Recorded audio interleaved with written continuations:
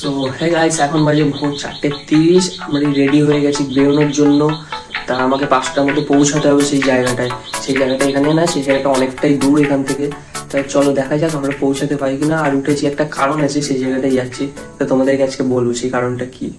বানতলার ওয়েদারটা দেখো, খুব সুন্দর লাগছে এখন বানতলার জায়গাটা। তা বানতলা থেকে আমি এখন যাব হচ্ছে নিউ টাউন বিশ্ব বাংলা গেট।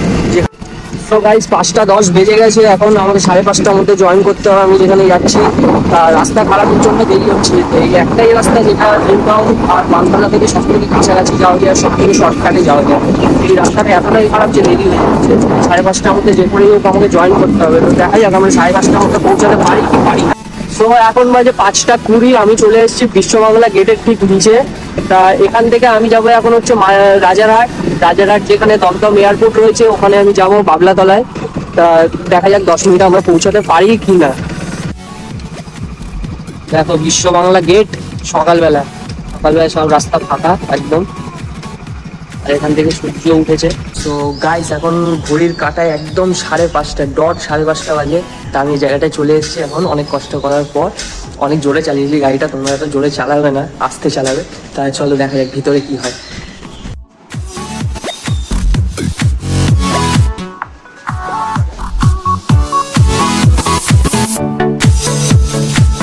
তোমরা দেখলে আমরা পার্সেল নিচ্ছিলাম, তা পার্সেল আমাকে দিয়ে দিয়েছে একটা ব্যাগে।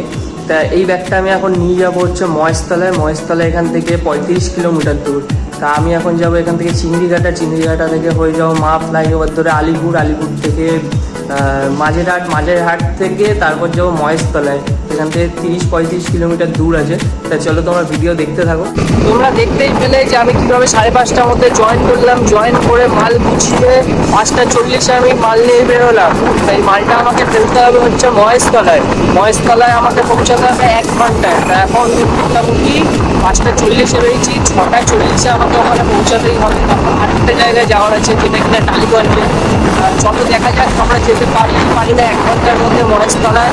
কিছুদিন ধরে বৃষ্টির জন্য সোনার বাংলার রংটা একদমই ভালো লাগছিল না। তা এখন সুন্দর ওয়েদারের জন্য সোনার বাংলার রং আবার ফিরে এসেছে। আমি এখন আছি হচ্ছে মা ফ্লাইওভারের উপরে, আর আমার নিচে আমি যেখানে রয়েছি আমার নিচে রয়েছে 4 নম্বর। এখান থেকে আমি যাবো হচ্ছে আলিপুর, মা ফ্লাইওভার শেষ করে আলিপুর শেষ করে যাবো হচ্ছে মহেশতলা। তা এখন বাজে হচ্ছে 6:15। তা আমাকে 6:30 কি 6:40-এর মধ্যে আমাকে ঢুকতেই হবে।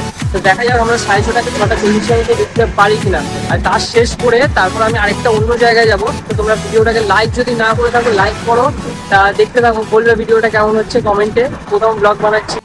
তোমরা যদি কলকাতায় থেকে থাকো বা কলকাতার মানুষ হও, তাহলে তোমরা একবার না একবার হলেও এই জায়গাটায় ঠিক আসবেই। এটা হচ্ছে আলিপুর জু, আমাদের সব থেকে ফেমাস আলিপুর জু, যেখানে আমরা একবার না একবার কোনো না কোনো সময় কারোর না কারোর সাথে এসেছিলাম। আর এই জায়গাটা খুবই ফেমাস। এই জায়গাটার সামনে দিয়ে যাচ্ছিলাম, তাই ছোটবেলাটা তোমাদের একটু মনে করানোর জন্য স্মৃতিগুলো, তাই ভিডিওটা করলাম। তার জন্য একটা লাইক করে দাও ভিডিওটাকে, আর ভিডিওটা পুরো দেখো তোমরা কেমন হচ্ছে। এত দূর আমি চলে আসলাম, একদম টাইম মতো আমি পৌঁছে গেছি, কোনো অসুবিধার কারণ ছিল না। টাইম মতোই শেষ হয়েছে, 1 ঘন্টার টাইম ছিল আমার, 1 ঘন্টার টাইমে শেষ হয়ে গেছে। ইউসিসি বিতে আমি মাল ফেলে দিয়েছি, যেটা কিনা মহেশতলায়। এবার আমি যাব টালিগঞ্জে, যেটা হচ্ছে ইউসিসি ডি। সেখান থেকে আমি গিয়ে সেখান থেকে যাব আরেকটা জায়গায়। তা আজকে সকালটা কিরম কাটে প্রতিদিন সকালবেলাটা, তো সেটা। তো ফাইনালি আমার কাজ শেষ হয়ে গেছিলো, যেটা কাজ দেওয়ার ছিল ইউসিসি ডিতে টালিগঞ্জে। তো ওটা দেওয়া হয়ে গেছে। তা ব্যাগও ফাঁকা হয়ে গেছে পুরো। এবার আমার খুব খিদে পেয়েছে, চলো কিছু খাই, কচুরি খাই, চলো।